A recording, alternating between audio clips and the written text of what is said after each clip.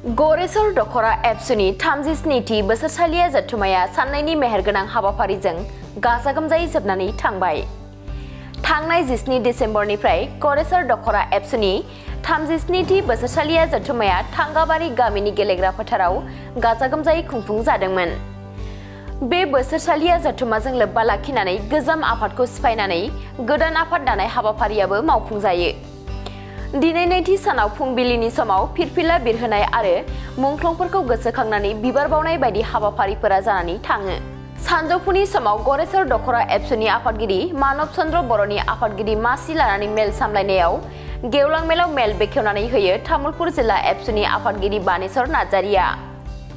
बे मेलावनो गाहाय आलासि महरै बाहागो लादों मिरु एबसुनि लोगो आफादगिरि खोरोमदाव वारिया।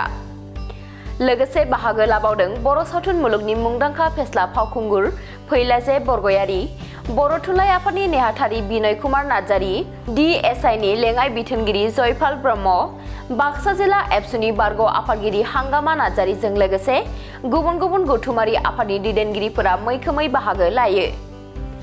जोबथा हाबाफारि बादियै हारिमु मोनाबिलियाव मेथाइ रोजाबगिरि महरै बाहागो लाफैगोन बर'नि मुंदांखा मेथाइ रोजाबगिरि बिग्राय ब्रह्म, जाखांफुनाय मेथाइ रोजाबगिरि बिपुल बसुमतारी जुरि बर'मोनहा। तामुलपुर जिल्ला एबसुनि आफादगिरि बानेश्वर नार्जारिया हाबाफारियाव बाहागो लानानै मा फोरमायदों आबुङै नोंथांमोनहा खोनासंदो।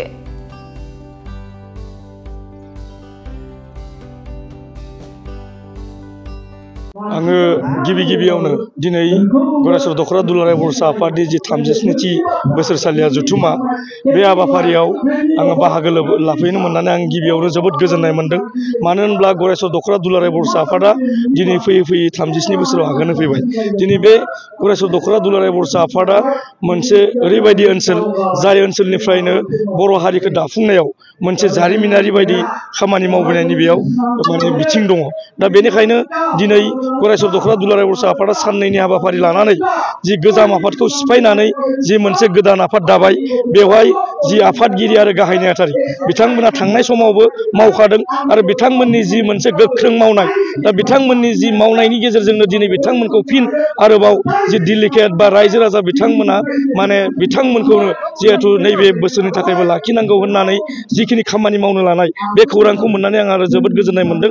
दा बेनिखायनो आङो दिनै नैबे गरेसर ओनसोलाव जिखिनि रायजो राजा बिथांमोना बे थांगाबारि गामि बा बागदबा ओनसोलाव जिखिनि बिथांमोना दिनै कनसियास जि मोनसे सोलोंथाइनि बिथिङाव, दिनै हारिमुनि बिथिङावनो होन, एग्रिकालसार बिथिङावनो होन, दिनै बे गरेसर ओनसोल बा बागदबा ओनसोल बा थांगाबारि ओनसोला दिनै जोबोद मोजाङैनो खामानि मावगासिनो दङ।